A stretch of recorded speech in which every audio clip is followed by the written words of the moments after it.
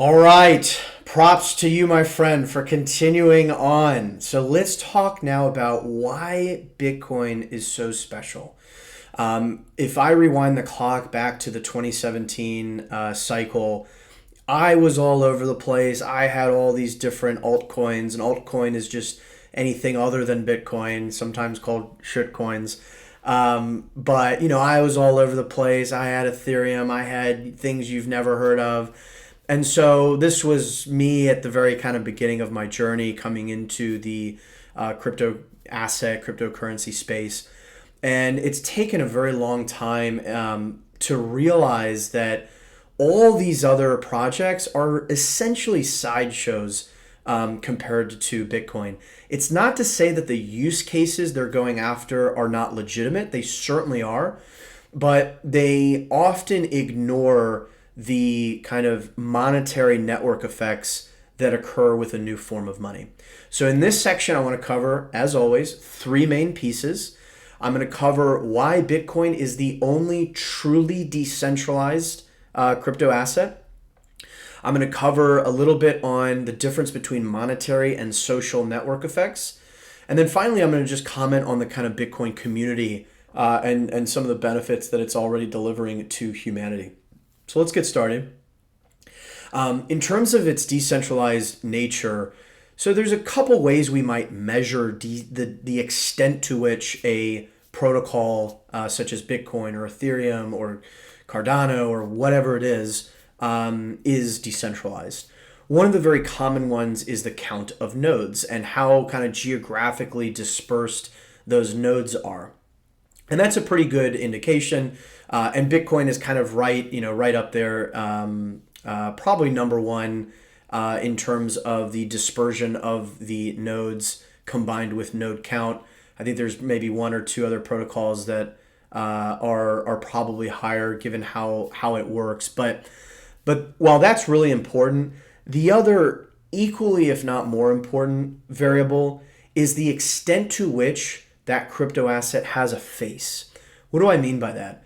If you look at something like Ethereum, Vitalik Buterin is obviously the founder of Ethereum, right? And you have the Ethereum Foundation.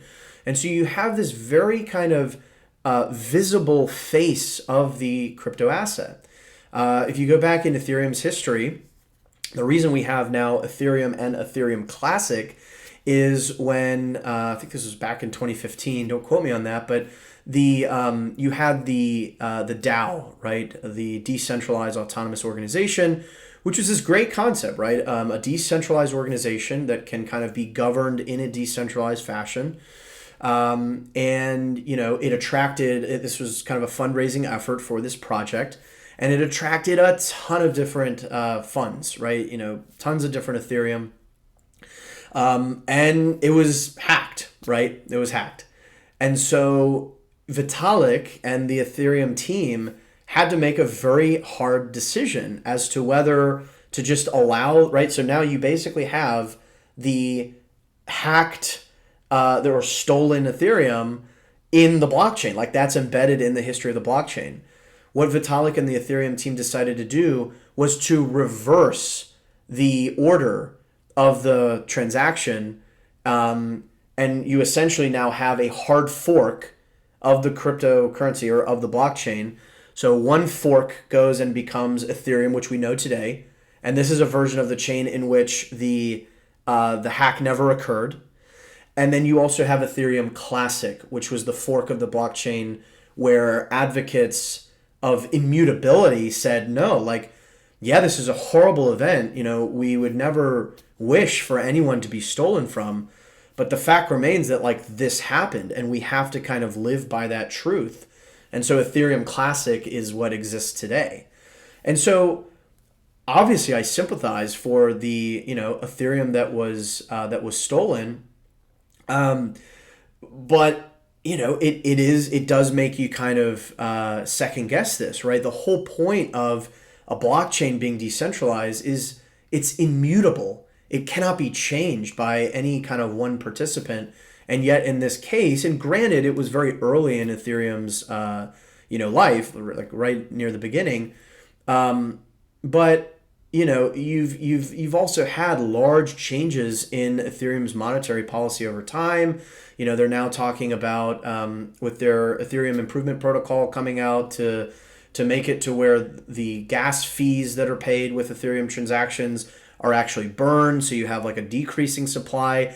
I mean, all of this is fine and good, but the fact remains that Ethereum has been this kind of, oily changing thing. And what people want with money is immutability, it's stability. And Bitcoin has proven to be most resilient.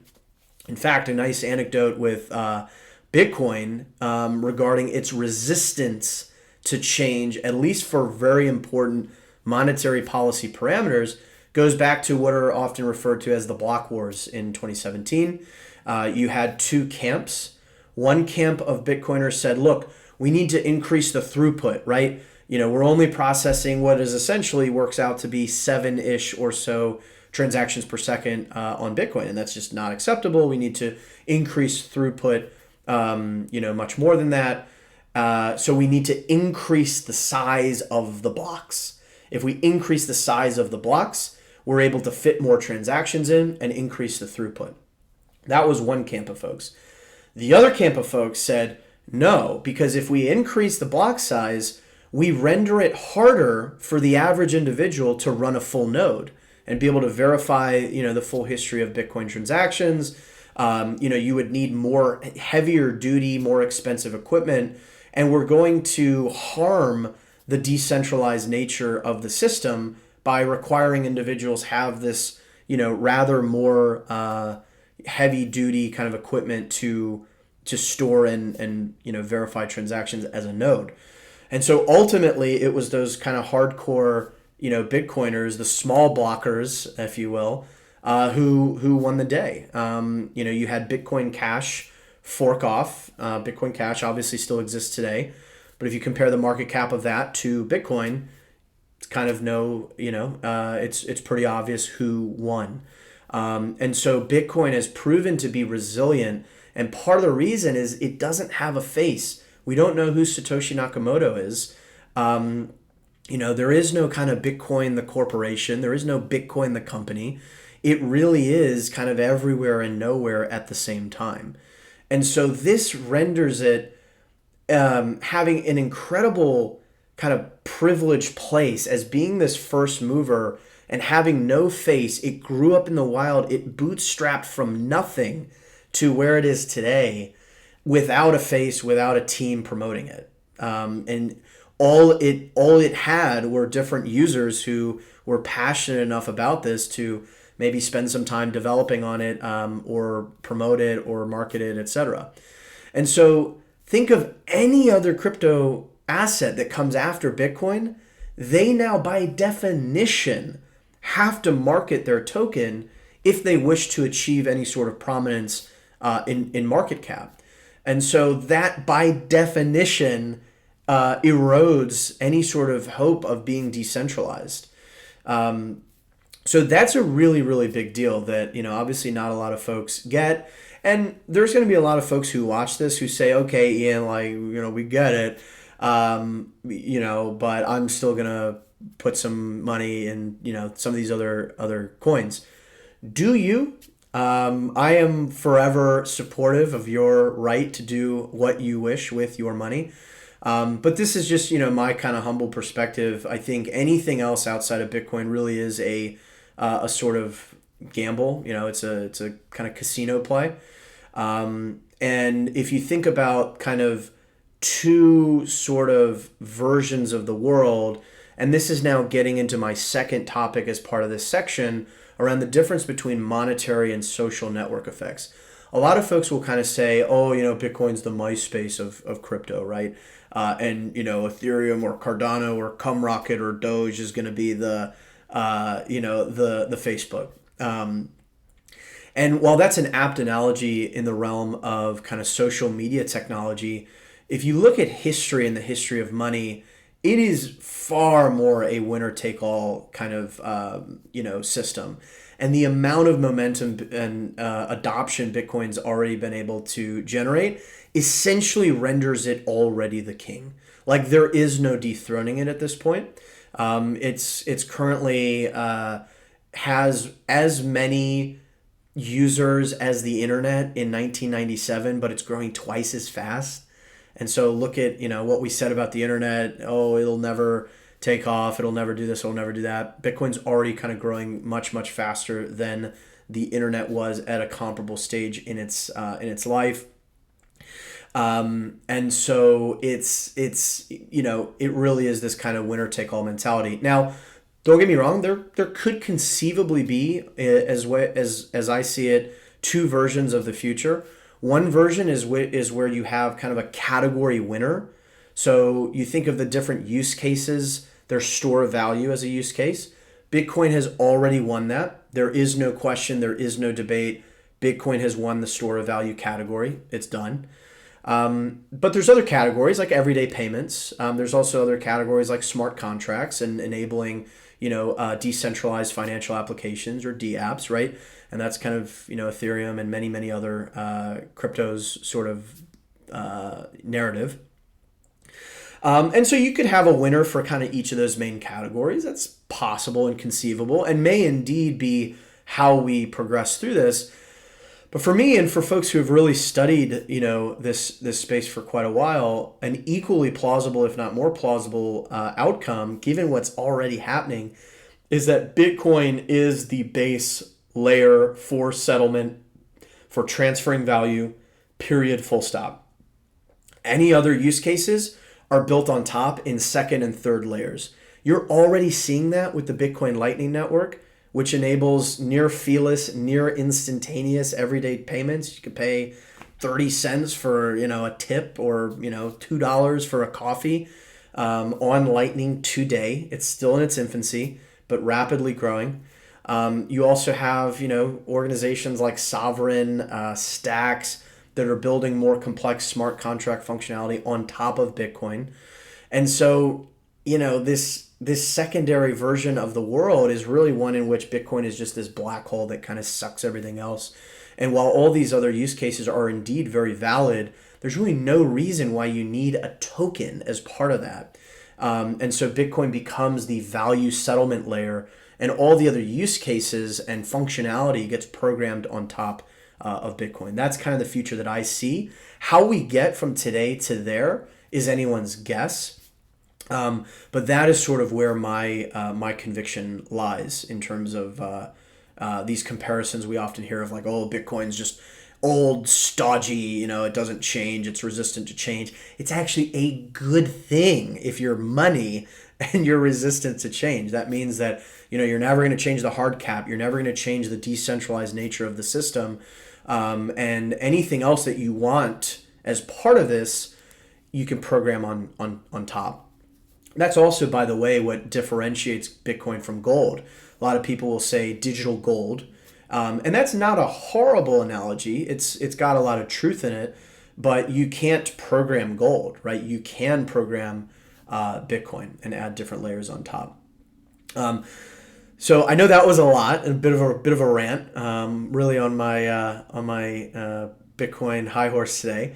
The last thing I want to comment on is just the community. If you spend any amount of time on Bitcoin Twitter, you'll probably see a lot of folks. There is this kind of kind of veil of what a lot of folks will call toxicity within the community, but it comes from a place of love. It comes from folks who have kind of watched these cycles come and go, who have watched different altcoins come and go. And the unfortunate fact of the matter is most of the projects out there most of the altcoin projects out there simply exist to enrich their founding team. That's what we saw in 2017. It's what we've seen really since then. And so, the community really is out there trying to make folks aware that, there is only one king. You're welcome to experiment and other things, obviously, but as a kind of cautionary tale of like, hey, we've seen this firsthand. We've sort of lived through it. And if you consider the fact that Bitcoin already is delivering unbelievable benefit to humanity. We've recently just seen El Salvador become the very first country to make Bitcoin fully legal tender. Unbelievably exciting.